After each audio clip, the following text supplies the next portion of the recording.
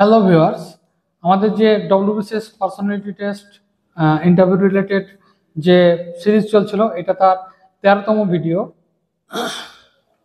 Police related একটা video তো আলাদাভাবে আপলোড হয়েছে, আর এটা এমনি 13তম ভিডিও। এই ভিডিওটায় আমরা আলোচনা করব ইম্পর্টেন্ট অ্যাক্টস সংক্রান্ত যেসব কোশ্চেন আসে সেই সব নিয়ে, বা কোন কোন অ্যাক্ট রিলেটেড কোশ্চেন আসতে পারে সেই একটা সম্পর্কে তোমার একটু জানতে হবে। তো এটা সব পরীক্ষার জন্য সমানভাবে উপযোগী। ডব্লিউবিপি কনস্টেবল থেকে শুরু করে মানে পুলিশের যত এক্সাম আছে, বা তোমার ডব্লিউবিপিএসসির যত এক্সাম আছে, সব এক্সামের ইন্টারভিউর জন্য এটা সমানভাবে কার্যকরী। তো অ্যাক্ট রিলেটেড আমরা কি কি বিষয় পড়বো সেটা সব থেকে আগে আমাদের জানতে হবে সেই অ্যাক্টটা কবে পাস হয়। সেটা যদি কোনো সংবিধান সংশোধনী হয়, সেই সংবিধান সংশোধনী কততম হয়েছে, ঠিক আছে, কোন কোন নতুন আর্টিকেল অ্যাড হয়েছে সেটা তোমাদের জানতে হবে। তার সঙ্গে সঙ্গে যদি সংবিধান সংশোধনী না হয়, এমনি এমনি স্ট্যাটুটরি কোনো অ্যাক্ট হয়, তাহলে সেটা সেই অ্যাক্টের ভিত্তিতে নতুন কি তৈরি হয়েছে, কোনো বডি বা কমিশন যদি তৈরি হয়, সেই কমিশন বা বডির যে ফরমেশন কবে হয়েছে, এবং সেই কমিশন বা বডির যে মেম্বাররা কিভাবে নির্বাচিত হয়ে আসে সেটা সম্পর্কে আমাদের জানতে হবে। তাদের মেয়াদকাল কত। তো এই হচ্ছে অ্যাক্ট রিলেটেড কোশ্চেন। আর অ্যাক্টের মূল উদ্দেশ্য কি সেটা তো অবশ্যই জানতে হবে। তো আমরা যদি প্রথমেই দেখি, প্রথমেই এই গত বছরই পাস হয়েছে কি ওমান রিজার্ভেশন অ্যাক্ট। তো এর ফলে কি কি অ্যাড হয়েছে আমাদের আর্টিকেল, সেগুলো আমাদের জানতে হবে। তার সঙ্গে সঙ্গে এটা কবে চালু হবে, ওমেন রিজার্ভেশন যে লোকসভা আর বিধানসভায়, এটা কবে চালু হবে, পরবর্তী ডিলিমিটেশন কমিশন হবে, তারপরে প্রথম নির্বাচনে চালিত ইয়ে হবে, মানে এরপর সেন্সাস হবে, তারপরে ডিলিমিটেশন কমিশন হবে, তারপরে যে প্রথম নির্বাচন হবে সেখানে চালু হবে। আর কত বছরের জন্য আছে মেয়াদকাল, এর 15 বছর রাখা হয়েছে। কত পার্সেন্ট রিজার্ভেশন, 33% রিজার্ভেশন কথা বলা হয়েছে। তো এগুলো আমাদের জানতে হবে। এইরকমই তোমার প্যাটার্নে সবগুলোর অ্যাক্ট সম্পর্কে তোমাদের জানতে হবে। তো এরপরে তোমার যদি আসো পিসিপিএনডিটি অ্যাক্ট। পিসিপিএনডিটি মানে পিএনপিসি তো একটা আছে যে আমরা সব পরনিন্দা পরচিকিৎসা করি, তো এটা ওরকম না, এটা হচ্ছে পিসিপিএনডিটি। এটা মানে ফুল ফর্ম হচ্ছে pre conception and pre Natal diagnostic techniques act. মানে এটা ওই জন্মের আগে অনেকে ভ্রূণের যে লিঙ্গ নির্ধারণ করে দিয়ে সব কন্যা সন্তান হলে হত্যা করে দিত, প্রচুর এটা পরিমাণ বৃদ্ধি পেয়েছিল, তার জন্য এই একটা আনা হয়েছিল 1994 সালে। মানে সেক্স সিলেকশনের যে মানে প্রিনাটাল যে সেক্স সিলেকশন সেটা রোধ করার জন্যই এটা আনা হয়েছিল। তারপরে আছে ফার্স্ট কোম্পানি ল গুলো সম্পর্কে জানতে হবে। এখন নতুন যে কোম্পানি ল বা কোড যেগুলো হলো নতুন রিসেন্টলি লাস্ট কয়েক বছরে, তো সেই কোডগুলো লেবার কোড কি, আগে কোনটা ছিল, তো এগুলো জানতে হবে। ফার্স্ট কোম্পানি ল 1956 সালে হয়েছিল, ঠিক আছে। তারপরে এবার তোমাকে জিজ্ঞেস করতে পারে হঠাৎ করে যে এই আগেকার ল অ্যামেন্ডমেন্ট করে নতুন তো ল হলো, তাহলে আগেকার লটা পুরোটা বাদ যাবে? না, পুরোটা কোনো কোনো লয় অ্যাক্টে কোনো অ্যাক্ট বাতিল হয় না, সংশোধন হয়, ঠিক আছে। কোনো অ্যাক্ট বাতিল হয় না, এটা তোমরা মাথায় রাখবে। সংশোধন হয় মানে অ্যামেন্ডমেন্ট করে যেগুলো যেগুলো চেঞ্জ করা সেগুলো চেঞ্জ হচ্ছে, কিন্তু আগের লটা রয়ে যাচ্ছে। হুম, বা পুরোপুরি বাতিল হয় না, এটা তুমি মনে রাখবে। তারপর পশ্চিমবঙ্গ সরকারের বিগত কয়েক বছরের ল গুলো বলো, বা এই অ্যাক্ট গুলো বলো, এটা তোমাকে বলতে পারে। তুমি তখন ওই জনপরিষেবা আইন 2013 সম্পর্কে বলবে। তারপরে রিসেন্টলি যদি আমরা দেখি এই অপরাজিতা বিল, সেটা তুমি বলবে যে রেপ কে প্রতিরোধ করার জন্য অপরাজিতা বিলের কথা বলা হয়েছে। তো এটা এখনো সাইন হয়ে আসছে না কেন? সাইন যে প্রেসিডেন্ট তিনি ভাবছেন, তিনি বলছেন যে এটা তো আমাদের একটা নির্ভয়া অ্যাক্ট, তো নির্ভয়া ই তো আছে, কোড তো আছে, ঠিক আছে। তো একই রকমের ই হয়ে যাবে, তখন একটা কনফ্লিক্টের কাজ করবে, তার জন্য এটা নেই। তারপরে the West Bengal clinical establishment and registration regulation and transparency act 2017 সালে হয়েছিল। এটা কিসের জন্য? বেসরকারি যে নার্সিংহোম আছে বা হাসপাতাল, বেসরকারি হসপিটাল যেগুলো আছে সেগুলোকে নিয়ন্ত্রণ করার জন্য এই একটা আনা হয়েছিল, ঠিক আছে। তো একইভাবে তোমার লেবার ল গোটা ইন্ডিয়া লেবার ল কি আছে সেটা জিজ্ঞেস করতে পারে, বা তোমার আর এমনি জিজ্ঞেস করে যে ওম্যান সেন্ট্রিক অ্যাক্ট, 3টে অ্যাক্টের নাম বলো, বা চাইল্ড সেন্ট্রিক কোনো অ্যাক্ট আছে কিনা সেটা তুমি বলো। এটা জিজ্ঞেস করে, ঠিক আছে। তো একইভাবে তোমার খাদ্য নিরাপত্তা বিল, যেটা এর আগের ভিডিওতে বলেছি, NFSA, national food security act 2000, আর যেটা ওই 12-13 সালে হয়েছিল, ঠিক আছে। এখানে কত পার্সেন্ট, এখানে পার্সেন্টেজ অফ বেনিফিশিয়ারি ঘোষণা করেছিল গোটা ইন্ডিয়াতে 67%, ঠিক আছে।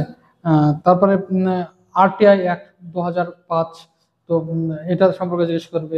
তোমার এর আরটিআই ফেমাস আর্টে অ্যাক্টিভিস্ট কিছু জনের নাম জিজ্ঞেস করতে পারে। তো এই আর্টে অ্যাক্টিভিস্ট যারা আছে, তারা যে এইসব তথ্য সব ফাঁস করে দেয়, তো তাদেরও তো একটা থাকা, বা কোথায় ধরো দুর্নীতি হচ্ছে সেটা ফাঁস করে দিচ্ছে, তো তাদের দিয়ে তখন জীবনহানির আশঙ্কা দেখা যায়। তার জন্য আবার একটা অ্যাক্ট আনা হয়েছে। তো কি অ্যাক্ট আনা হয়েছে? The whistle blowers protection act 2014, ঠিক আছে। তো এই কি কি প্রভিশন আছে সেগুলো তোমাকে জানতে হবে। অনেক সময় আবার জিজ্ঞেস করে যে আরটিআই করার প্রসেস কি। তুমি যদি পিএসসি তে, ডব্লিউবিপিএসসি তে যদি আরটিআই করতে চাও, তোমার মার্কস জানতে চাও, তাহলে কিভাবে তুমি এই করবে, প্রসেস করবে, ঠিক আছে। তারপরে কাকে উদ্দেশ্য করে তুমি আরটিআইটা লিখবে, এটা অনেক সময় ধরো এসপিআইও যেটা থাকে। হ্যাঁ। তারপরে রাইট টু এডুকেশন অ্যাক্ট 2009, এটা কোন অ্যামেন্ডমেন্টের ভিত্তিতে হয়েছে? 86 অ্যামেন্ডমেন্ট 2002 এর ভিত্তিতে এটা করা হয়েছে। 6 থেকে 14 বছর বয়সীদের যে শিক্ষার অধিকার, তার সঙ্গে সঙ্গে আরো কিছু প্রভিশন আছে যে এত কিলোমিটারের মধ্যে স্কুল থাকতে হবে, প্রাইমারি স্কুল বা উচ্চ প্রাথমিক বা হায়ার সেকেন্ডারি স্কুল এত কিলোমিটারের মধ্যে থাকতে হবে। সেটা নানা রকমের নিয়ম কানুন আছে, সেগুলো তোমার জানতে হবে, ঠিক আছে। তারপরে যে ডাউরি অ্যাক্ট 1961 আছে, সেটা সেটা কি সত্যি এফেক্টিভ হয়েছে এখনো পর্যন্ত, না এখনো আমাদের এই কুপ্রথাটা চলে আসছে? তো সেটা সম্পর্কে তোমার অভিমতই বা কি, বা ডাউরির তোমাকে জিজ্ঞেস করতে পারে যে ডাউরির কয়েকটা ভালো দিক বলো, ঠিক আছে।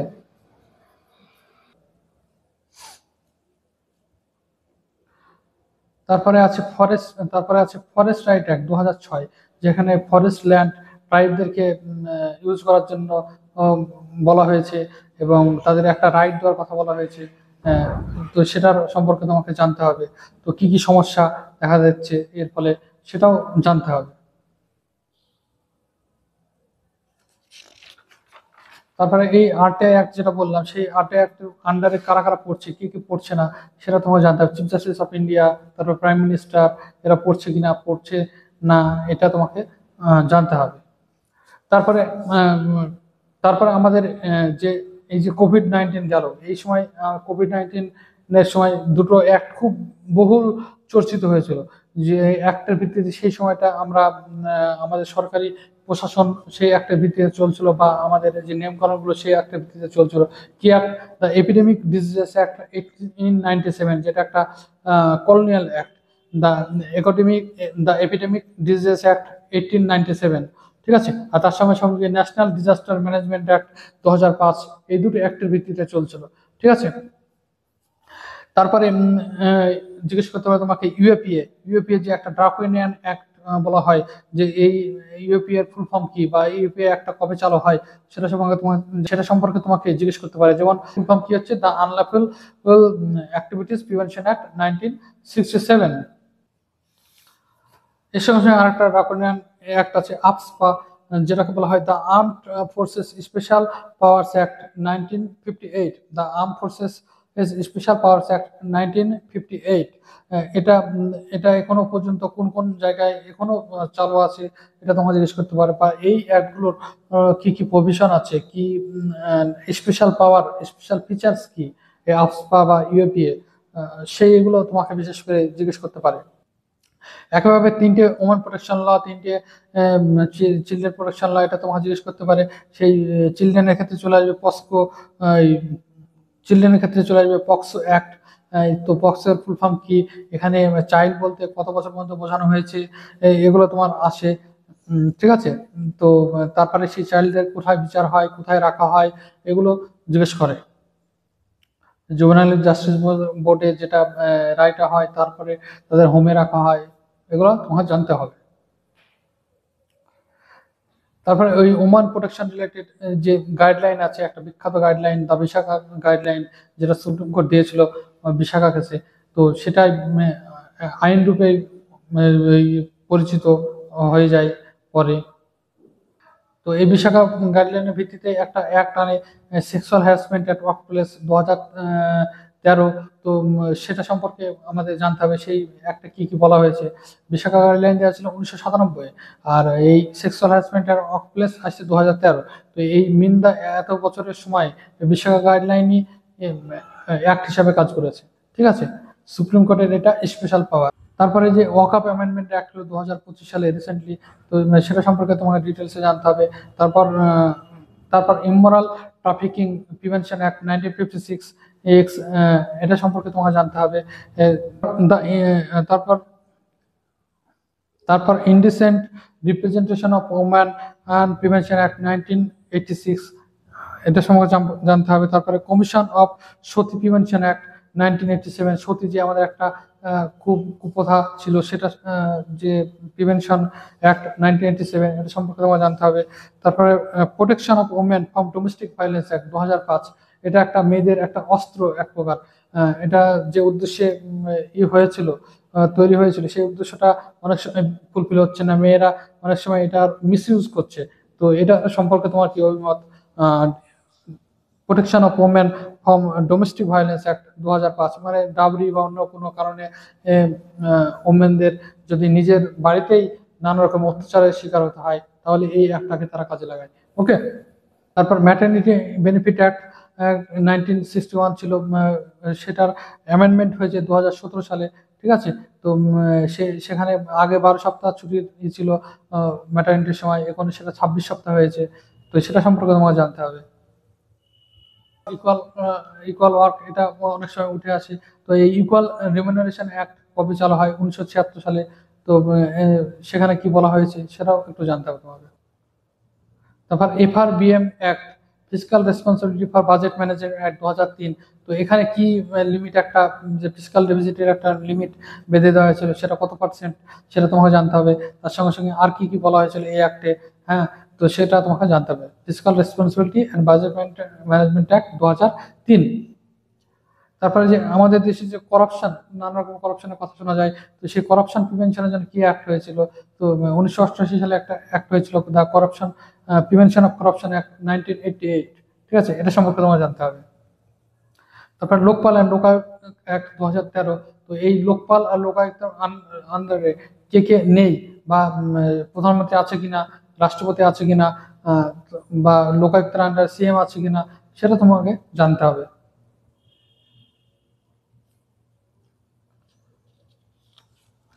তারপর তারপর যে GST অ্যাক্ট হয়েছে 2017 সালে, এটা তো কম বেশি সবাই জানে, মানে 2016 সালের অ্যাক্ট, 2017 সাল থেকে সেটা লাগু হয় 1 জুলাই 2017।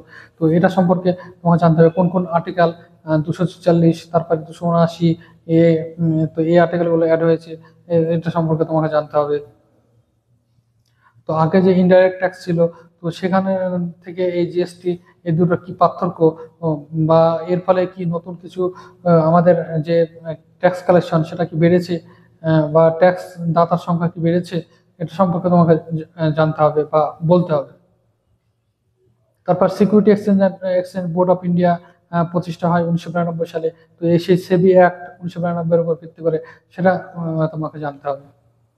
এসেনশিয়াল কমোডিটিজ অ্যাক্ট 1955, তো এটা সম্পর্কে তোমাকে জানতে হবে কি কোন কোনগুলো এসেনশিয়াল হিসাবে বলা হয়েছে এই অ্যাক্টে। তারপরে এই MSP কোন কোনগুলোর ঘোষণা হয়, সেগুলো তোমাকে জানতে হবে। তারপরে the food safety and standard act 2006, এই অ্যাক্টের উপর ভিত্তি করে, যে তো এই অ্যাক্টের উপর ভিত্তি করে FSSAI যেটা হয়, প্রতিষ্ঠা হয়। তো সেটা ফুল ফর্ম কি, তারা কোন কোন স্ট্যান্ডার্ড দেখে, কোন ভিত্তিতে দেখে, সেটা সম্পর্কে তোমাকে জানতে হবে। তারপর মোটর ভেহিকেলস অ্যাক্ট হয়েছিল 1986 সালে, সেটা 2019 সালে অ্যামেন্ডমেন্ট হয়। তো কি কি নতুন প্রভিশন এসছে, ঠিক আছে, তো সেটা সম্পর্কে তোমাকে জানতে হবে। কি কি নতুন ফাইন ঘোষণা করা হয়েছে, সেটা জানতে হবে।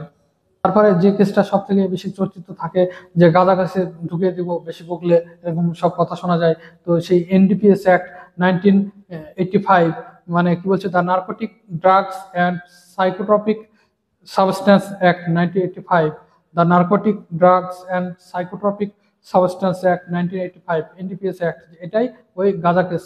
তো এটার আলাদা কি বিশেষত্ব যে এটা একটা, এটা এই কেসে কেউ আসামি হলে সেটা ছাড়া পাওয়া মুশকিল হয়ে যায়। তো সেটা সম্পর্কে তোমাকে জানতে হবে, বা কোন একটা ভিত্তিতে এই কাজটা ইমপ্লিমেন্ট হচ্ছে সেটা সম্পর্কে তোমাকে জানতে হবে। তারপরে NGT act 2010 national green tribunal যেটা প্রতিষ্ঠা হয়েছে এই একটা ভিত্তিতে, সেটা সম্পর্কে তোমাকে জানতে হবে। এটা কিসের উদ্দেশ্যে এটা ক্রিয়েট করা হয়েছে এই এনজিটি ন্যাশনাল গ্রিন ট্রাইব্যুনাল, সেটা সম্পর্কে তোমাকে ওয়াকিবহাল হতে হবে।